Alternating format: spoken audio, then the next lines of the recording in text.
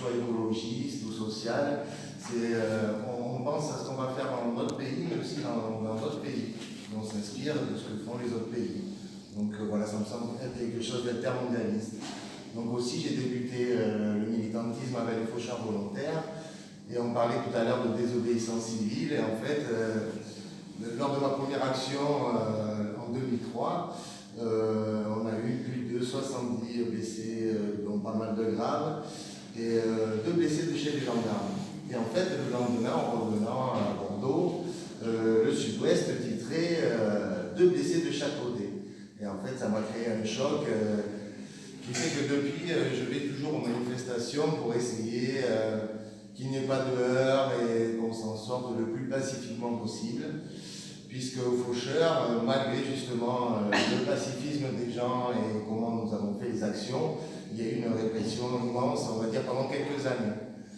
Donc en fait, ce parallèle avec les nouvelles formes, on va dire, de répression, c'est plutôt une convergence des moyens qui vont faire accepter la répression par le plus grand nombre de citoyens.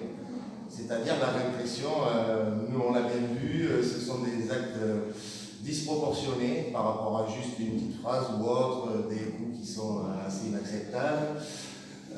Donc à travers tout ça, on s'aperçoit petit à petit que la police bafoue une logique juste, entre guillemets. Et donc cela crée un traumatisme énorme de beaucoup de manifestants, mais en même temps beaucoup de citoyens. Parce qu'on n'a pas beaucoup parlé des citoyens, mais les citoyens qui étaient aux alentours des manifestations ont été très choqués. Aussi, on nous disait que les commerçants ne soutenaient pas, que c'était le bazar, mais en fait, beaucoup de commerçants ont soutenu. Donc, en fait, ils font converger beaucoup de moyens différents. Les médias, le matraquage de certains scientifiques ou experts, que ce soit au niveau social ou au niveau écologique, on va dire.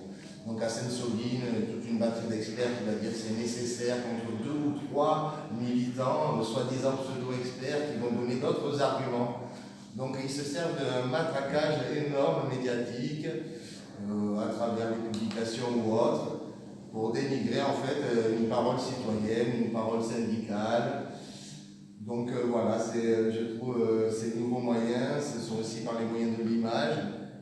En 2003, les gendarmes qui nous ont attaqués, on va dire, étaient tous habillés en militaire, alors que c'était des gendarmes. Mais de nos jours, il y a tellement de moyens d'avoir des images ou autres, ce sont des gendarmes. Ils n'enverraient plus, je pense, des gendarmes mobiles habillés en militaire. Donc voilà, à travers toute cette convergence, c'est cette forme-là qui fait accepter au plus grand nombre la répression et qui fait retourner les choses du début des revendications de Gilets jaunes ou d'autres, Nuit debout, faucheurs volontaires ou autres, petit à petit à faire que ce ne soit plus acceptable par la population.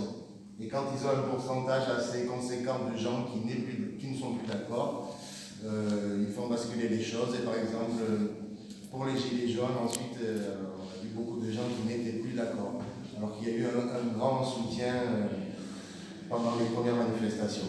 Donc ensuite, en montrant des images, 20 images de violence de manifestants et une image d'un policier qui fait quelque chose, mais soi-disant sur une personne qui avait fait des violences, en tournant tout ça, voilà, on a fait accepter cette forme de répression. Je dis accepter parce que sinon on serait déjà allés tous devant les commissariats et voilà, on aurait fait sortir quantité de gens qui sont encore en prison pour des faits certainement, soit qui n'ont pas commis ou qui ont été exagérés.